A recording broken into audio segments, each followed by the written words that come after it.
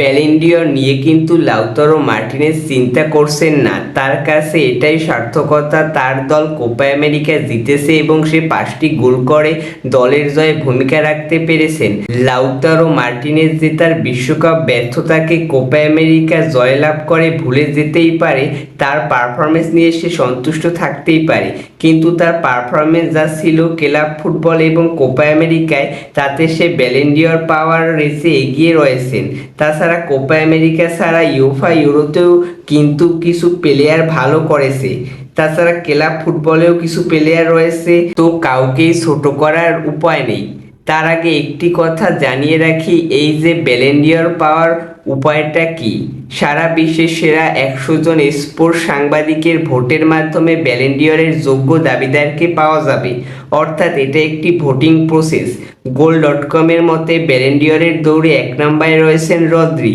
ম্যানচেস্টারের জার্সিতে সে Premier League, Club World Cup, UEFA Super Cup জিতেছেন।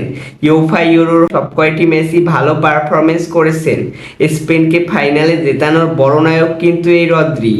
এবং এই ইউফা ইউরো টুর্নামেন্টের সেরা প্লেয়ার এবং 2023-24 মৌসুমে রদ্রি 12টি গোল এবং 15টি অ্যাসিস্ট করেছেন। একজন মিডফিল্ডার হয়েও 27টি গোলে সহযোগিতা করেছেন। তাছাড়া স্পেনের ডিফেন্সে রদ্রি ছিল অসাধারণ। রদ্রি ক্লাব ফুটবল হোক বা জাতীয় দলের ম্যাচ সবখানেই উজ্জ্বল ছিলেন। তার দলের বড় ভরসাও ছিলেন তিনি। তালিকায় 2 নম্বরে রয়েছে ভিনিসিয়াস জুনিয়র। এই ভিনিসিয়াস জুনিয়র কিছুদিন আগে পর্যন্ত ব্যালন ডি'অরের দৌড়ে এগিয়েছিলেন আরো বেশি করে। কিছুদিন আগ পর্যন্ত সবাই ভেবেছিল ভিনিসিয়াস জুনিয়র ব্যালন ডি'অর জিতবেন। এখন চান্স আছে ভিনিসিয়াস জুনিয়রের কাছে। সে এবারের 2023-24 মৌসুমে 26টি গোল করে এবং 12টি অ্যাসিস্ট করে। ভিনিসিয়াস জুনিয়র চ্যাম্পিয়ন্স লিগ জিতেছেন, লা লিগা জিতেছেন, সুপার কোপা দি স্পানা জিতেছেন।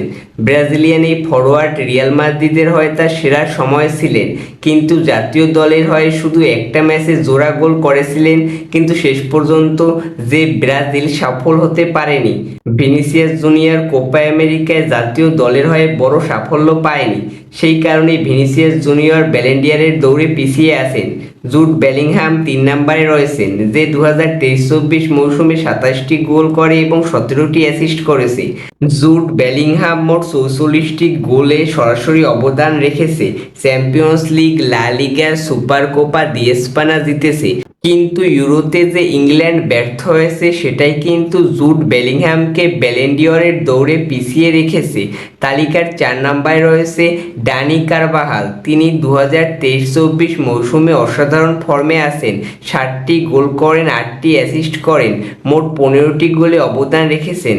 তার থেকে বড় কথা, তিনি ইউফা ইউরো জিতেছে, ইউফা চ্যাম্পিয়ন্স লিগ জিতেছে, লা লিগা জিতেছে, সুপার কোপা দি স্পানা জিতেছে।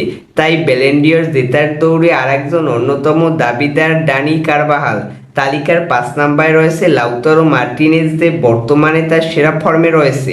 2023-24 মৌসুমে লাউতারো মার্টিনেজ 35টি গোল করে এবং 8টি অ্যাসিস্ট করে।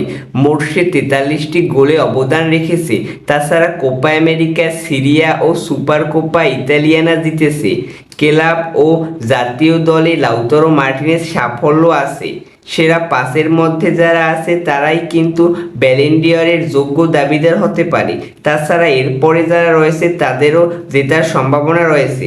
6 নম্বরে রয়েছে টনি ক্রুস। ক্লাবে ভালো খেললেও তার দল ইউফা ইউরোতে ভালো খেলেনি। কিলিয়ান এমবাপ্পে এই তালিকার 7 নম্বরে রয়েছে, যে 2023-24 মৌসুমে 52টি গোল করে ও 21টি অ্যাসিস্ট করে। মোট 73টি গোলে সরাসরি অবদান রেখেছে এই Kylian Mbappe. Ligue 1, Coupe de France ও ট্রফি ডেস চ্যাম্পিয়ন্স জিতেছে, কিন্তু ইউফা ইউরোতে ব্যর্থতার কারণে কিলিয়ান এমবাপ্পে পিছিয়ে রয়েছে। তালিকায় 8 নম্বরে রয়েছে হ্যারি কেন, যে 2023-24 মৌসুমে 52টি গোল করে এবং 14টি অ্যাসিস্ট করে ও ইউফা ইউরোতে ব্যর্থ। তালিকার 9 নম্বরে রয়েছে ফিল ফোডেন। 10 নম্বরে রয়েছে নিকো উইলিয়ামস। তালিকার 11 নম্বরে রয়েছে ফ্লোরিয়ান উইজ। 12 নম্বরে রয়েছে লামিন ইয়ামাল। 12 নম্বর স্থানে রয়েছেন, যে 2023-24 মৌসুমে সেই লামিন ইয়ামাল 10টি গোল করে এবং 18টি অ্যাসিস্ট করে এবং ইউফা ইউরোতে তার ভালো পারফরমেন্সের মাধ্যমে তার দলকে জেতাতে সাহায্য করে। এবং ইউফা ইউরো জয়লাভ করে। 13 নম্বরে রয়েছে আর্লিং হ্যালান্ড, 14 নম্বরে রয়েছে এমিলিয়ানো মার্টিনেজ, যে 27টি ক্লিনশিট দেয় এবং তার দলকে কোপা আমেরিকা জেতাতে গুরুত্বপূর্ণ ভূমিকা রাখে। 15 নম্বরে রয়েছে আলভারো মোরাতা, 16 নম্বরে রয়েছে লিওনেল মেসি, যার আর একটু উপরে থাকা উচিত ছিল। 2023-24 মৌসুমে লিওনেল মেসি 28টি গোল করে এবং 17টি অ্যাসিস্ট করে, মোট গোলে অবদান রাখে 45টিতে। তাছাড়া কোপা আমেরিকা ও লিগাস কাপ জেতে মেসি। 17 নম্বরে রয়েছে জুলিয়ান আলভারেজ, যে 2023-24 মৌসুমে 21টি গোল করে এবং 13টি অ্যাসিস্ট করে, মোট 34টি গোলে তার অবদান রয়েছে। তাছাড়া Julian Alvarez Copa America, premier League, Club World Cup, UEFA Super cup জিতেছে, কিন্তু ক্লাবে তার কোচ তাকে বেশি ম্যাচ খেলায়নি।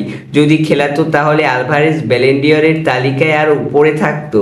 18 নম্বরে রয়েছে ড্যানি অলমো, 19 নম্বরে রয়েছে সাকা এবং 20 নম্বরে রয়েছে রদ্রিগো, যে ক্লাব ফুটবলে দারুণ ফর্মে ছিলেন। তিনি 2023-24 মৌসুমে 19টি গোল করে এবং 9টি অ্যাসিস্ট করে এবং সে La Liga, UEFA Champions League, Supercopa de Espana জিতেছিল, কিন্তু কোপা আমেরিকায় ব্রাজিলের হয়ে ব্যর্থ ছিলেন। তাই সে গোল.কমের তালিকায় এত নিচে। তো ব্যালন ডি'অরের তালিকায় এদের মধ্যে ব্যালন ডি'অর জিততে পারে Lautaro Martinez, Rodri, Vinicius junior এবং ডানি কারবাহাল। আপনার মতে কে জিতবে ব্যালন ডি'অর কমেন্টে জানাতে ভুলবেন না। এরকম আরও নতুন নতুন ভিডিও পেতে আমাদের সাথেই থাকুন। ধন্যবাদ।